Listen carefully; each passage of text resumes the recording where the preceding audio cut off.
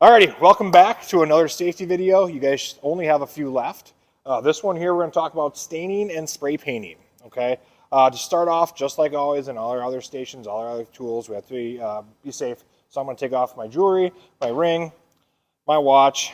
I don't have long hair. You guys know this. I have closed-toed shoes on, and I have my sleeves rolled up. So I'm set to go. Also have my safety glasses on. Here's our staining and spray painting area. This is where you'll be doing it most of the time. When it's a little bit nicer out and it's not windy, we may have, if we have a lot of people spray painting or polyurethaning, we may have you go outside. But outside and inside, if you are using any kind of spray paint or any kind of polyurethane or any stain, you are supposed to be staining on your material or your project and on an approved surface. So these tables, outside an approved surface would be like on a piece of cardboard on the grass. We're not spray painting and staining on the ground, on the concrete, on the walls, anything like that. Okay, we've had some issues in the past. I want to make sure that's very clear. So to start off with our staining and spray painting, more personal protective equipment, some gloves. I would recommend wearing these because stain does not come out of clothes. It does not come out of jeans.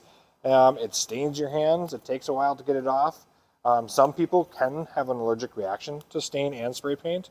So you want to make sure you're just taking the correct precautions while using the materials in the shop here. So I'm going to get these guys on. Oh, there we go. All right, next thing we're going to use, I'm going to need a rag to stain first. All right, so we have stir sticks in here with stain. You always want to make sure it is nice and stirred up. Okay. One big thing I want to warn you guys about is when you shake the cans, you can kind of do a movement like I'm doing right here. You can shake up and down, but as you can see, someone in the past did not follow one of the instructions, which I'm going to go over, and they have damaged the outside ring of the stain can. This is going to cause it to leak and splatter all over you. We don't want that to happen. So I shook it up. It was kind of shaken before this video as well. And I'm going to open it up. To open it up, I'm going to take my screwdriver, I'm going to stick it in the outermost crack, and I'm going to just kind of work it around like this, all right? And once I get it up, I can pull it off, set that down, and for the purpose of the video, I just want to make sure that we have a really nice stirred up stain. So I'm going to use this stir stick and make sure it's nice and stirred up, and it is. This is my favorite stain that we have in the shop. It's the red chestnut. Next, I'm going to take my my rag. I'm going to dip it into the stain, just like that. We don't need a whole lot of stain.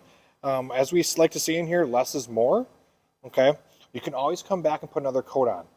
If you end up coating your projects and they look like almost like they're wet or dripping, that's way too much stain or spray paint. It's going to end up not drying correctly, and it's going to look kind of like junk. So again, like I said, if you want to have it a little bit darker, you can always come back when it dries and put on another coat.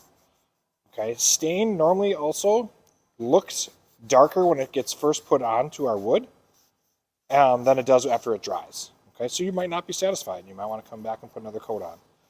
When you're staining, you want to stain with the grain of your wood. Some people do small little circles, just like that. Either way is fine. You just want to go and get it into the grain of the wood. You really want it to soak in. Okay. So for the purpose of the video, so you don't have to see me do this entire thing, I'm going to put this down and show you the next step in the staining process. After I'm all done, I'm going to have some garbage that I want to make sure I am aware of and take care of. So first I'm going to have my rag. Second, I'm going to have my gloves. Don't want to take my gloves off yet because of two reasons. One, I need to close this guy back up, the stain can.